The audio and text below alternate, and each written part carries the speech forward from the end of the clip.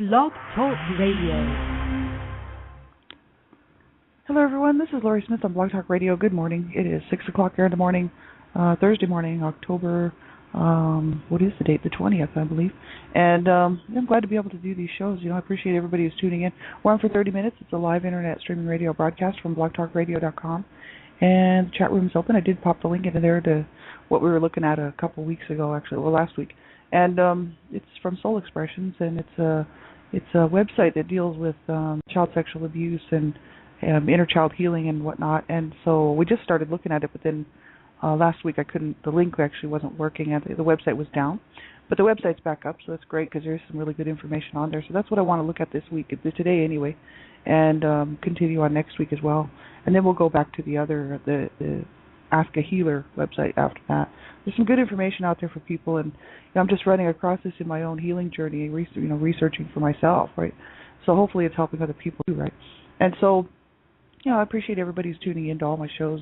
I do a lot of shows, and I've done over 800 shows, and November will be 2 years that I've been on Blog Talk Radio, and I appreciate everybody who's sort of been on this 2-year journey with me. And there's been a lot of people, a lot of my friends who have just been here almost every day, and I really appreciate that. You have to listen at your own discretion. I'm talking about abuse, and abuse is a sensitive subject, and you have to know what's good for you to listen to. Like if you're a survivor who's just starting out on your healing journey, you want to be careful what you're listening to. And if you're someone who's just really sensitive to the topics of abuse, then you want to be sure and turn it off. You have to listen at your own discretion, because I don't sugarcoat it. I just tell it like it is. And young people under the age of 18, I just ask that you have an adult, someone who's older, an adult who can listen to the show with you to help you make a decision whether you should be listening, because it's really not for younger children, age appropriately, right? It's not for young children at all. And so, if you're under the age of 18 and under, just have somebody listen to the show with you and they can help you make the decision, whether or not you should be listening, to make sure it's age appropriate for you. So thanks, everybody. We'll get right into this. And I'm working on my inner child healing work, right? And so this is what I'm doing. And it's been a long road, and I started this inner child healing work probably the largest portion of it about 6 months ago, which would be the springtime maybe.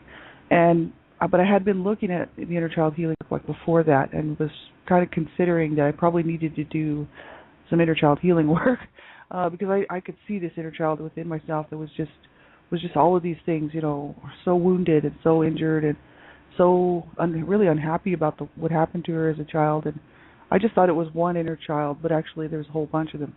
And so as soon as I started really looking into it and really allowing myself to spend the time to delve into myself, and right into myself to see, just who was there and who was, which parts of myself were really stuck, I realized that I actually have quite a few inner children, and so it was quite interesting to see that because I thought I only had one.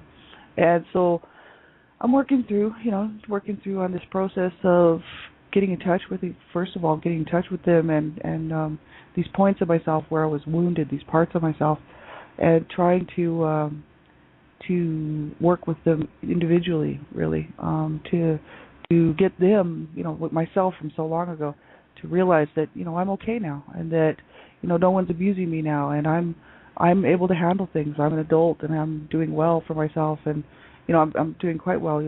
I'm just a regular person. I just work and whatnot, but I'm safe. Nobody's abusing me, and I have a pretty decent life, and you know what I mean. So it's kind of like integrating these little small wounded children that are still within me into my reality today. Instead, they're still stuck and trapped in that abuse from so long ago, and so that's why they need to know that everything is okay. You know what I mean, and that we're going to make it.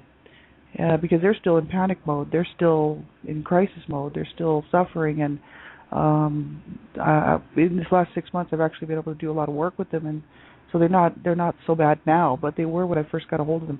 So it's quite interesting to see what happened there, and so that's why I'm sharing this with people, just in hopes that somebody will get something out of it, to help them in their healing journey, right? So this website, Soul Expressions Abuse Recovery. This is something that I just stumbled across not too long ago, and I wanted to just sort of look through some of it. We probably won't look through all of it, but you can go there, and that's www.soul-expressions-abuse-recovery.com. If you type into your browser Soul Expressions abuse recovery, it'll probably come up. And there's lots and lots of stuff here. Like we were looking at this, like I said last week, and there's lots of information on, child sexual abuse, depression, eating disorders, PTSD, self-abusive behavior, sexual issues, victim to survivor, abuse cycle, intimacy issues, parenting issues, and then it just goes down and talks about inner child healing and recovery rituals and maintaining recovery, like how to forgive, self-esteem, all kinds of stuff, right? So, but I just want to take a quick look at the very top of the actual section that she has listed there, and this is the sexual abuse signs, because so many times people think, someone might be having these feelings like, wow, I think I was sexually abused as a child, but I can't quite get a hold of the memories. You know what I mean? Like I feel like something went wrong and something was really wrong, and that because lots of people don't really have cognitive memories of child sexual abuse, especially if they're really young and were abused as like infants or toddlers or even small like school age children and whatnot. A lot of times those memories will be really quite they won't be cognitive like you can remember something that happened to you when you were 12 years old or 10 years old or even 8 years old. Like sometimes these memories will be more of a feeling than a memory, right? And so she's kind of talks about this here, so that's why I kind of wanted to look at this. And she says sexual abuse signs and facts. And she says you've made it this far because you believe that you have been sexually abused, possibly as a child, as I was. So she says the reason I am giving you the facts about sexual abuse and signs of abuse is because for some of you it might be new information. For some it may be review. In any case, for me, my sexual abuse felt like someone had reached into my chest and ripped out my heart and left a black hole in which I spent years trying to fill with anything and everything. She says, sound familiar? And this woman is a therapist, a counselor, and she's on her site here. Like you can actually talk to her if she's online. You can send her a message or an email or chat with her when she's online. She's a therapist and she works with people and survivors of child sexual abuse, and her website's mainly geared for women, but she's got some great information here, so I hope everybody will check it out.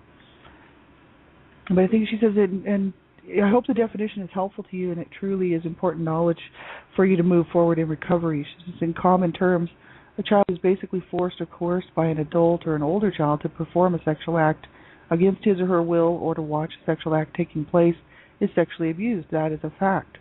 So she says the child may even have enjoyed the act, but it still wasn't their fault. Well, that's the truth, right? How could it be a child's fault? The children are not responsible for this stuff, And people, so many times, society wants to say, "Oh, well, the child asked for it." You see a lot of those pedos, like people who have been arrested and found guilty of child sexual abuse and molestation. They'll be in the courts saying, "Well, the child asked for it." Right. Okay. And how dare anybody even say that? Like children don't know they don't know. They shouldn't know anything about adult-child sexual relationships. Children, are should be allowed to explore their own sexuality with their own peers and on their own time. And so many times then people in society will say, "Oh, it was the child's fault," And how could you blame the child? I mean, that's ridiculous. That's absolutely ludicrous. And, we have to speak out against this stuff, and that's why I do that, but not on this show. This is my healing journey, but, I do as much speaking out against this as I possibly can, because just makes me angry that society is still so backward thinking as far as child sexual abuse. And child abuse of any kind goes, The child deserved it. See, that's what everybody told me. That I deserved to be treated the way that I was. People wouldn't help me when my mother was beating on me. They'd be like, "Oh, she just deserves it. Look at her. She's just a bad kid." This was family, right? Like my older siblings. Well, they were abused too, right? So in their mind, I was just getting some of what they got, and they thought, "Yep, she deserves it. She's just a bad kid anyway." So, nobody was consoling anybody. Nobody was there to support or protect anybody in my home. It was kind of like, "Yeah, you get what you get." You know what I mean? And so we all kind of grew up thinking, possibly that we did deserve that. I did grow up thinking I was a bad kid. So by the time I was 12, 13 years old, I was doing heavy-duty drugs and I was in trouble. And, it just spiraled downward from there. And, I really did not make good decisions for myself as a teen or a young teen and could have got myself in a whole lot of trouble. But I didn't really want to catch any more beatings from my parents because I was already being beaten and physically abused by my mother. and some by my dad. So I really tried to stay on the right side of the law. But basically, what I did is I just tried not to get caught, because I mean I was out there doing drugs, ripping off stores, stealing, you name it, trashing property, and really just sort of not a real menace to society, because I wasn't really out to hurt anybody.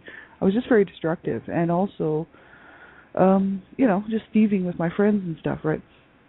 And so, but I didn't want to get caught because I knew I'd be so busted, right? I was already, living in this life of hell, and I knew that my mother would kill me for sure. Also, especially as a young kid, 10, 11, 12 years old. So, I just grew up thinking I am a bad person, right? I am a bad kid. I did deserve what I got, and actually, it took me a long time to realize that no, I didn't deserve that at all. And nobody does, and the child sexual abuse that I suffered at the hands of my brother, I did not ask for that, and my mother actually knew about it because I told her about it after after the third time he assaulted me. I told her because I was in pain. I was in a lot of pain, and I was having a lot of problems, and I thought, oh my God, I have to tell her because my body is just I can't take this, And so I told her, and she told me, she says, you know what, that's not my problem. You deal with it. And I said, well, what am I supposed to do? This is my 21-year-old brother who was raping and sodomized me. My mother says, well, just wrap yourself up in a blanket, like a mummy, when you go to bed. I'm like, oh, thanks a lot. Like a lot of good that does. And so that was my mom's answer to the whole thing. She knew what my brother was doing. And that bothers me because she allowed her 21-year-old son to rape and sexually use her daughter, 8-year-old daughter. That really bothers me because, I didn't deserve that and I didn't ask for it. And so many times people will say, oh, well, the child wanted it. Right. Okay. See, that's just how sick and twisted our society really is, even today. It's got to change. And we have to change our thinking. We did not ask for it. We did not want it. We did not deserve it. It was not our fault. So when somebody says, oh, well, it really wasn't your fault, you have to believe that because that's the God's honest truth. It really wasn't our fault. And it says the adult could have been a friend or of your family, a member of your family, or a complete stranger. Many times it's someone you know. So if the abuse was incest, a member of your family, and if the force was not physical, which is common, many people feel guilty because they did not do anything to stop the sexual abuse. And that's right, because some people make it a game, So I've heard from many survivor friends and read so many books and material on it. Excuse me, that said, some of these perps, these abusers, these family members who abuse children and get a hold of children and abuse them sexually will make it a game. So the child actually thinks it's what they do. It's fun, they may feel uncomfortable about it because they know it's not right inherently. They just know it's not right. Something inside them just tells them, but they still, if they're not being violently hurt, may go along with it, and they may still love their abuser. Now, my brother was violently, physically assaulting me, so it was a violent rape and sodomy. It was not a game. And he tied me up to do this, right? He tied me up, put a gag on my mouth, and tied me to my bed. So, this was incredibly a serious assault, and it was so therefore I could separate that. I loved my brother, and I thought, why would he do this to me? This was going through my mind, like, why would he hurt me? And so it was easy for me then to realize that what he was doing was wrong, and that, he was hurting me, and so why would he do this? And so it was easy for me then to separate the love and the feelings of hate and the feelings of, how dare you, and the feelings of how could you. So for me it's a little bit easier, I guess, than some people who may have been abused by a family member sexually, in incest and whatnot, who they made it a game and still showed this love, and still, I've heard this from other survivors, so I know that's got to be very, very difficult. For me, it's easy to separate it. And before my brother had that, I actually really loved my brother a lot. He was the one who was most abused in the family by my dad, and he was very, very ill. He was very mentally ill, and I felt bad for him. I had a lot of sympathy for him because we were all being abused in that home. And I knew that he was having a lot of problems. But the thing is by the time I was 8 years old, and he did that to me, that changed my feelings towards him for sure. And I realized that, I was actually more afraid of him then and didn't really love him like I did before. I was just kind of like, wow, how could he do this to me? And I was actually more afraid of him then after that. And he did leave the country after about 7-8 months. And thank God. So the abuse really just occurred within about a 7-8 month period, somewhere in there. So that was good. But the thing is that the damage was done, and then he came back to visit. I remember being in the house with him when he came down to visit back from Canada. He came to visit to see my mom and stuff, and I was never comfortable again with him in the room. Like even just being with him in the same room was just made me panic. Well, of course, right? And this was like 4 years later, and I had actually just sort of repressed those memories of being sexually abused, and certain things would come up throughout my early like preteens and stuff that I would realize like, wow, like, no, this really happened to me, and my mind really couldn't take it. Like my mind was just like, I can't deal with that. Like, this is not something that I'm going to be okay with. This is not something that's going to be able to keep me anywhere remotely sane. You know what I mean? So because I was already being abused by my parents, and it was just horrific. Like the whole thing was really bad, and so it was a hard time for me, especially right in those years, between like the years of, I would say the ages of like 7 to, 7 and up, right? It was incredibly difficult to deal with all this stuff, right? And so I sort of repressed a lot of the sexual abuse memories and put them behind me until my brother was killing himself. He actually was always trying to kill himself, and he had sliced his wrists, and he was bleeding to death in his apartment. And he was on the phone talking to mom. He called my mom to tell her, I'm killing myself, and because he was always doing that. And really, was probably it was just a call for help, a cry for help, but he really did want to kill himself. It wasn't just like an attempt. He was always trying to kill himself. And so my mom put me on the phone with him and ran across the street to make a phone call to get him some help, to send the ambulance to his apartment, because we knew where he was. And while I was talking to him on the phone, and he was bleeding to death, because he had sliced his wrist. He didn't slice him across. He sliced him upwards all the way up his arm, so he was bleeding rapidly, like losing a lot of blood. And he was telling me, he says, he didn't say, oh, Howard, I love you, my little sister, and I'm sorry what I did, you know what I mean? Like, this is my brother that sexually used me.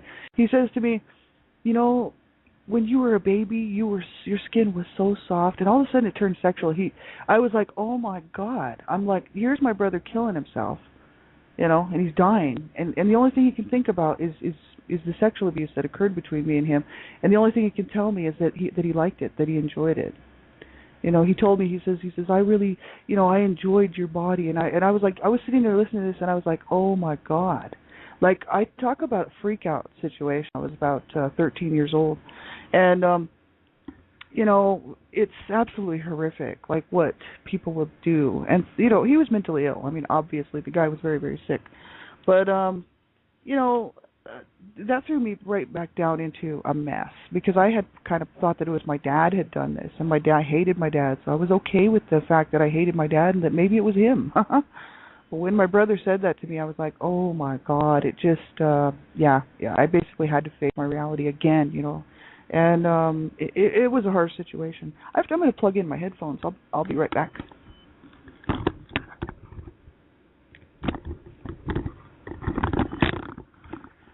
So yeah, my brother was actually saved because my mom made the phone call, and they got him some help, and he was saved, and he lived another 7 years. So he committed suicide at the age of 33, and I was 20. So he was 13 years older than me. So yeah, he was very, very sick, and who knows if he actually sexually abused any other children. I mean, I have no idea. And this, wasn't reported, right? He was allowed to live up in Canada and doing who knows what, right? Whether he ever just, sexually assaulted me and that was it, or whether he went on to abuse other children, I have no idea. We don't know what he did up here, and nobody really knows what he was doing up here in Canada. You know what I mean? Like, I have no clue myself. I was just a kid, right? And didn't see him as an adult. So, it's kind of, who knows, right? But the thing is what he did to me was incredibly wrong. And years later, I went to the gynecologist. When I was 21, I met this guy that I was very seriously in love with, and we were talking marriage. And so I went to a gynecologist because I wanted to get on the pill, right? And I went in for my first checkup, right? This is my first gynecology checkup, and I filled out the form, and I said I was a virgin. No sexual contact, no intercourse and whatnot, right? And they were doing this woman was doing the exam, and she was like, well, honey, you put on your form that you're a virgin. She says, but I hate to tell you, but you're not a virgin, right? And I'm like, yes, I am. What am I supposed to say? Like, I sat there and I was like, no, I am a virgin, right? And she's like, well, honey, you've been, like we know that you've been sexually abused as a child. We can tell by the scars and the damage there. That you were sexually abused as a child. She goes, now you can put you're a virgin all you want. You're 20, you're 21, you're over the age of, you're an adult, right? But but we're going to report what we have to report. And I'm like, well, that's fine, but I'm a virgin, right? Because I really did not want to admit to anybody, not even to myself, that my brother had done this to me so many years before. I was just like, no, I'm a virgin, right? Then I went home from that, of course, feeling very bad, right, from that exam. And my sweetheart, my boyfriend at the time, was on his way from Canada, and I don't think he was about ready to, he was going to arrive like within a couple days. And he was driving down, and I sat there in my room, and I was just like, oh my God, like it was just a horrible situation. I didn't even know how to feel about it. You know what I mean? I had just been telling myself that I was a virgin all these years and didn't want anybody touching my body, and I couldn't have any relationships with any guys. Like, I had never had a boyfriend, had never really even kissed a guy until the age of 21, until I met this guy. And I wouldn't let any guys at all touch my body at all, ever. And if they did, like, they'd pay the price for it because I would beat them up, And I didn't want anybody touching me, and and this is the sad reality is I missed out really on all my teen years of dating and going to prom and all that fun stuff. I had crushes on guys, and I would never pursue it because I just I couldn't get into any kind of relationship with a guy. Not, I mean, just a friendship. I had lots of guy friends, like friends, but nothing more than that, And so by the age of 21, I was like, man, I want I'm a woman. Like, I want to be able to enjoy being a woman, a young woman. Like, this is ridiculous. So I met this guy, and I really liked him, and we were together for about almost 2 years, and we broke it off because we were going to kill each other. Neither of us had dealt with stuff, and we were both abused. Like, he was abused as a child as well, and so we were going to kill each other. So we broke it off after a couple of years, but I still love him, and I always will. He's my first love, and he was good to me, and the issue, he was good to me in the sense that he respected me, and he knew I had been hurt because when we were together, he was trying to make advances and whatnot, and I would push him away, he was like, you've been hurt, you've been hurt, somebody hurt you, and I didn't want to tell him, my brother sexually used me and raped me and sodomized me, I didn't want to say that, right? So I just told him, I said make sure you don't hurt me, and he's like, no, I won't, and this is the issue. Like, I was so petrified, like, because I had been raped as a child, 8 years old, repeatedly, not one time. Even one time would have been bad enough, but I mean, just repeatedly raped for a period of about 7 months. And so, I was just devastated, and it was okay as long as I didn't let anybody in. But the minute I let somebody in, it brings it all back. It's because it's the physical stuff too, right? Somebody, it's the whole sexual, intimacy, right? I have huge problems with that. So, it's a huge issue, and that's why I feel, my heart just goes out to anybody out here who's experienced this stuff, right? I mean, it's absolutely horrible and horrific, but it wasn't our fault. Like, we have to keep that in mind. None of this was my fault. Not any of it. Now, the choices I make today as an adult are definitely, I'm responsible for those choices. And they really aren't anybody's fault. I choose to smoke cigarettes. Well, that's my choice. I'm doing that to myself. I choose to just not pay my bills. Well, that's just my choice. You know what I mean? Whatever I'm choosing to do.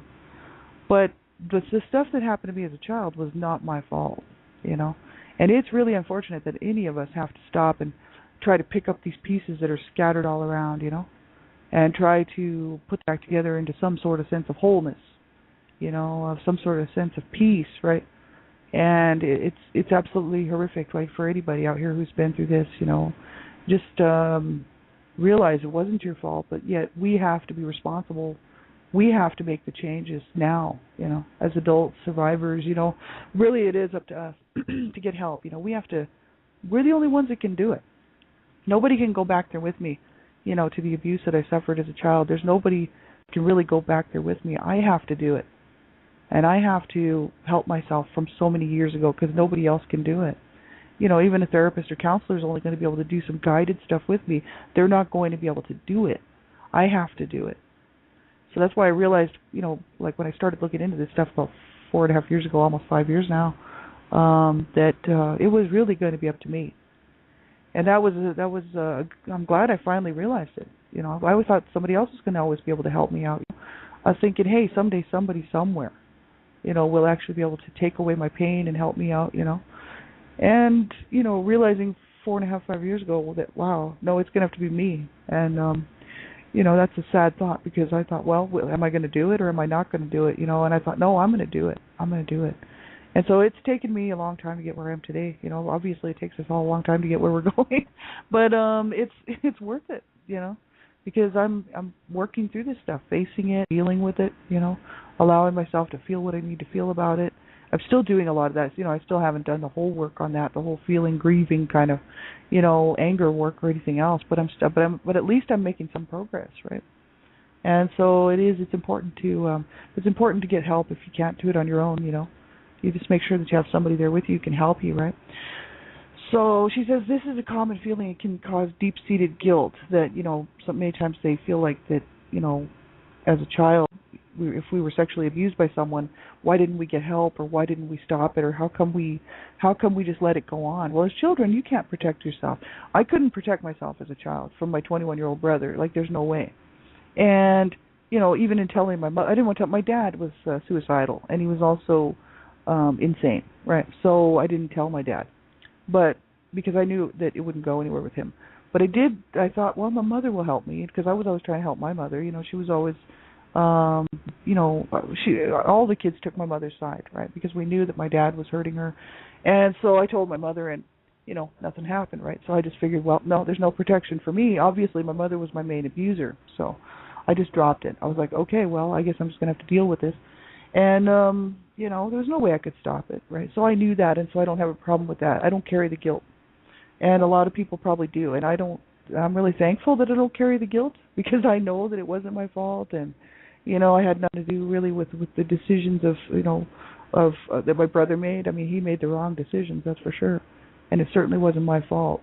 And so I don't have that guilt that a lot of people probably do, which is I can imagine it's got to be horrible. I have guilt about other things, but not that, not the child sexual abuse, or actually any of the abuse that I suffered, because I know it wasn't my fault. You know, like that was my parents, and that was my brother, you know, choosing to hurt me, choosing to do what they did to me, right? So I don't have any guilt on that, but I know that it's got to be a hard place to be if you do, and we got to just remember that it wasn't our fault. How could we help this? It was not our fault. It's never a child's fault.